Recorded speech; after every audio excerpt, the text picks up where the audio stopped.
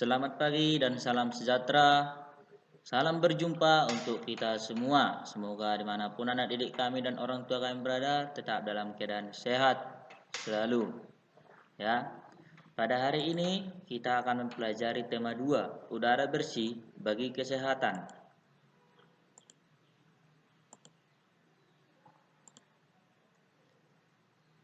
Pada hari ini kita akan mempelajari tentang mata pelajaran IPA, yaitu sistem pernapasan pada hewan dan manusia. Kita akan mempelajari organ pernapasan pada hewan dan manusia, ya. Sebagai pengantar, sistem adalah proses atau tahapan yang bekerja secara beraturan dan berulang-ulang. Bernapas adalah proses memasukkan oksigen yang dilambangkan dengan O2 dan mengeluarkan karbon dioksida yang dilambangkan dengan CO2 melalui udara, melalui organ pernapasan. Ya, di sini sudah Bapak jelaskan tentang sistem dan bernapas. Nah, sistem pernapasan adalah suatu proses tahapan menghirup oksigen dan melepaskan karbon dioksida oleh makhluk hidup. Tujuan pernapasan adalah untuk membakar sari-sari makanan dalam sel-sel sehingga diperoleh tenaga. Sisa-sisa sari makanan berupa karbon dioksida akan dihembuskan keluar tubuh.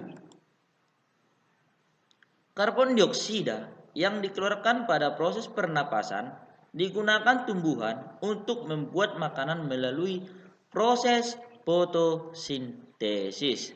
Jadi, setiap makhluk hidup, hewan dan manusia yang mengeluarkan karbon dioksida akan berguna bagi tumbuhan untuk melangsungkan proses fotosintesis. Ya, jadi nanti sisa-sisa ataupun zat sisa yang dihasilkan oleh tumbuhan itu berupa oksigen, ya, supaya anak didik kami mengerti. Kita lanjutkan. Organ pernapasan pada hewan, ya. Organ pernapasan pada hewan bermacam-macam, bergantung pada tempat hidupnya. Ada yang bernapas dengan paru-paru dan insang, ya. Nah, penggolongan hewan menurut tempat hidupnya. Yang pertama, golongan cacing. Yang kedua, serangga. Yang ketiga, Pisces atau ikan. Yang keempat, amfibi. Yang kelima, reptil. Yang keenam, aves atau burung. Ya. Yang ketujuh, mamalia. Yang terakhir nanti pada manusia. Ya, jadi ada 7 pada hewan yang ingin kita pelajari bersama-sama. Sebagai keterangannya dari cacing akan kita lihat ke layar, ya. Nah, yang pertama, cacing, ya. Cacing adalah hewan basah dan berlendir yang selalu hidup di tanah. Kulit yang tipis dan berlendir yang mengakibatkan lendir dapat mengikat oksigen. Ya, Bapak ulang sekali lagi. Kulit yang tipis dan berlendir yang mengakibatkan lendir dapat mengikat oksigen dan menyebarkannya melalui pembuluh darah ke seluruh tubuh. Jadi, kulit yang berlendir, bahwa lendir tersebut dapat mengikat oksigen. Makanya dikatakan bahwa cacing bernapas menggunakan kulit, ya, karena kulit yang tipis dan berlendir, sehingga lendirnya dapat mengikat oksigen dan menyebarkannya melalui pembuluh darah ke seluruh tubuh, ya. Jadi sistem pernapasan cacing, oksigen diikat oleh lendir dan diteruskan melalui pembuluh darah ke seluruh tubuh. Nah, sebagai gambarnya dapat dilihat di sini, ya. Di sini ada Bapak buat gambarnya. Yang pertama ada mulut, ya, pangkal tenggorok. Di sini ada semua pembuluh penampung, ya, sistem saraf, pembuluh sentral, saluran ekskresi artinya pembuangan, ya, goiter, usus dan ruas. Ini dia bahwa tubuh cacing terdiri dari beberapa ruas, ya. Jadi ini mengenai cacing. Nah, yang B, serangga. Serangga adalah hewan berkaki 6 Dan alat pernapasan serangga adalah trakea. Contohnya belalang. Jadi hewan ini memiliki 3 pasang kaki, ya, artinya berjumlah 6. Nah, di tubuh serangga terdapat spirakel yang berfungsi sebagai pengatur keluar masuknya udara. Nanti akan Bapak kasih tahu apa itu spirakel. Terdapat 4 pasang spirakel pada bagian depan dan 1 pasang di belakang, ya. Nah, belalang bernapas menggunakan perutnya. Nanti akan Bapak kasih tahu cara kerjanya. Nah, di sini sistem pernapasan serangga, udara atau oksigen masuk melalui 4 pasang spirakel di depan terbuka, ya, dan 1 pasang spirakel belakang terbuka. Nah, ini dia, ya. Di sini ada spirakel 4 pasang bagian depan, ini dia. 1, 2, 3, 4 dan 1 pasang pada bagian belakang. 1, 2. Ketika udara masuk, ya, yang 4 pasang pada bagian depan dia mengembang, sedangkan yang 1 pasang pada bagian belakang itu akan menyempis.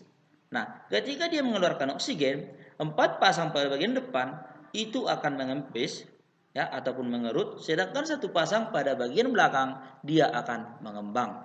Jadi sistem pernapasan pada serangga itu sistem pernapasan buka tutup.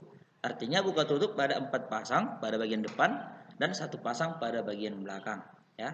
Sampai di sini anak didik kami dapat mengerti, ya. Ini ada 4 pasang pada bagian depan dan 1 pasang pada bagian belakang. Nah, kakinya ada 3 pada sebelah kiri dan 3 lagi nanti akan ada di sebelah kanan. Jadi jumlahnya 3 pasang atau 6, ya, 6 buah. Oke, kita lanjutkan. Pisces, ya. Ikan adalah hewan yang bernapas menggunakan insang. Insang pada ikan meliputi rigi-rigi insang, tutup insang, dan lembaran insang, ya. Rigi-rigi insang berfungsi menyaring kotoran supaya tidak masuk ke lembaran insang. Ya, air adalah sumber oksigen bagi ikan. Nah, jadi pernapasan pada ikan, air masuk melalui mulut dan dari mulut dilanjutkan ke insang dan katup insang atau operculum, ya. Nah, ini dia. Inilah insang pada ikan, ya. Terdiri dari lengkungan insang dan ini adalah lembaran insang.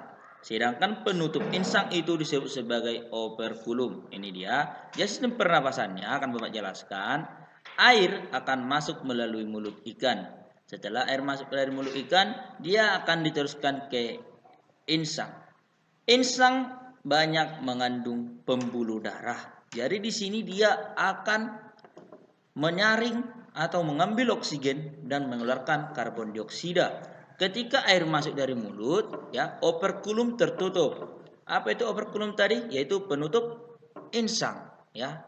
Jadi sistemnya ketika air masuk dari mulut, operculum tertutup, ya. Ketika air sudah berada di dalam lembaran insang atau rigi-rigi insang, ya, maka di situ ada pertukaran oksigen, ya.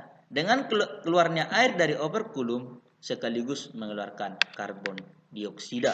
Jadi sistem pernapasannya, air merupakan sumber oksigen yang masuk dari mulut dan akan dikeluarkan dari operculum, ya. Itu dia mengenai ikan. Akan Bapak lanjutkan. Amfibi, ya. Amfibi adalah hewan yang hidup di darat dan di air. Contohnya adalah katak. Katak memiliki pernapasan saat berudu, bernapas menggunakan insang atau dia masih berkembang di dalam air. Dan pada dewasa bernapas dengan paru-paru, selaput mulut dan kulit. Dia berada di darat, ya. Oksigen dan karbon dioksida bertukar di antara udara dalam paru-paru dan darah dalam pembuluh darah, ya. Kulit yang lembab juga dapat menghasilkan oksigen. Jadi ini dia dari amfibi. Nah, di sini kita bisa lihat gambar dari amfibi. Nah, di sini dia pada saat berudu, dia kan bernapas menggunakan insang atau melangsungkan hidupnya di dalam air. Sedangkan di sini sudah katak dewasa, dia bernapas menggunakan paru-paru yang langsung bercabang dari kerongkongan, ya, yang masuk dari lubang hidung dari kepala langsung masuk ke paru-paru.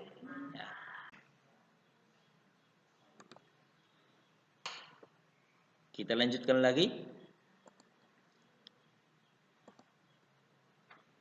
Reptil, ya. Nah, reptil adalah hewan melata, contohnya ular, kadal, buaya, dan lain-lain. Ya. Reptil bernapas dengan paru-paru. Oksigen masuk dari lubang hidung yang terletak di kepalanya, dilangsungkan menuju tenggorokan dan menuju paru-paru. Ya. Reptil yang hidup di air biasanya menutup hidung saat menyelam. Ya. Contoh halnya adalah kura-kura.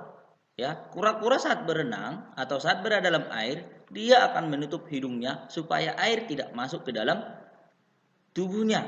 Sedangkan buaya menutup lubang tenggorokan agar tidak masuk, ya, agar air tidak masuk ke dalam tubuhnya. Sehingga dia akan menutup lubang tenggorokannya walaupun mulutnya terbuka, ya. Nah, ini dia. Jadi dia bernapas menggunakan paru-paru, ya. Nah, kita lanjutkan. Apes. Apes adalah contoh halnya burung, ya. Organ pernapasan burung terdiri atas hidung, tenggorokan, dan paru-paru, ya. Selain paru-paru, burung juga memiliki pundi-pundi udara untuk bernapas saat berada di udara, ya. Burung berbeda dengan hewan lainnya karena burung dapat menghirup oksigen sekaligus melepas karbon dioksida.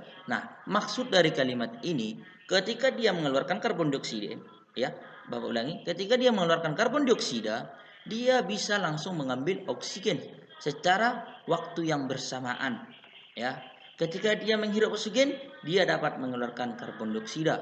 Jadi burung ini salah satu contoh hewan yang unik dalam sistem pernapasan karena berbeda dari hewan dan lainnya, ya, karena sistem pernapasannya ada dua, melalui paru-paru dan pundi-pundi udara. Nah, dia akan menghirup banyak udara atau oksigen dan menyimpannya di pundi-pundi udara yang digunakan, ya, saat terbang di udara. Nah, ini dia, ya. Nah, inilah burung. Dia memiliki paru-paru dan kantong udara, ya. Nah, di kantong udara akan tersimpan nanti banyak oksigen yang digunakan saat terbang di udara, ya. Jadi paru-paru saat dia masih di bawah ataupun di darat, ya. Ini dia. Oke, kita lanjutkan. Mamalia, ya. Mamalia adalah hewan yang dapat melahirkan dan menyusui. Pada saat perut hewan tersebut bergerak, membesar dan mengecil, hal itu menunjukkan bahwa hewan tersebut bernapas, ya. Dia bernapas menggunakan paru-paru, ya. Nah, organ pernapasan pada hewan mamalia terdiri dari hidung, tenggorokan, dan menuju paru-paru. Inilah dia hewan mamalia, sama seperti nanti halnya manusia, ya. Ini dia. Ini contoh hewannya adalah kuda, ya. Nah, dari hidung masuk udara menuju trakea dan menuju paru-paru. Di paru-paru terdapat dua cabang, ya. Ada lanjut ke bronchiolus dan alveolus atau alveoli. Di dalam alveolus ini akan terjadinya pertukaran antara oksigen dan karbon dioksida, ya. Jadi di dalam alveolus itu terjadinya pertukaran antara oksigen dan karbon dioksida, ya. Sampai di situ masih dapat dimengerti anak didik kami. Nah, di sini ada latihannya, supaya dilihat. Yang pertama, bagaimana sistem pernapasan pada hewan? Jadi jelaskanlah sistem pernapasan pada hewan. Yang kedua, buat skema atau bagan dari sistem pernapasan apes atau burung. Jadi buatlah skema yang mudah dimengerti bagaimana sistem pernapasan pada apes atau burung. Yang ketiga, buat skema atau bagan sistem pernapasan pada Pisces. Jadi ada dua, apes dan Pisces. Nah, itulah tugasnya di rumah supaya dikerjakan dan dipahami maupun dimengerti dalam sistem pernapasan pada hewan. Ya, selamat mengerjakan dan salam sehat selalu buat anak didik kami. Shalom.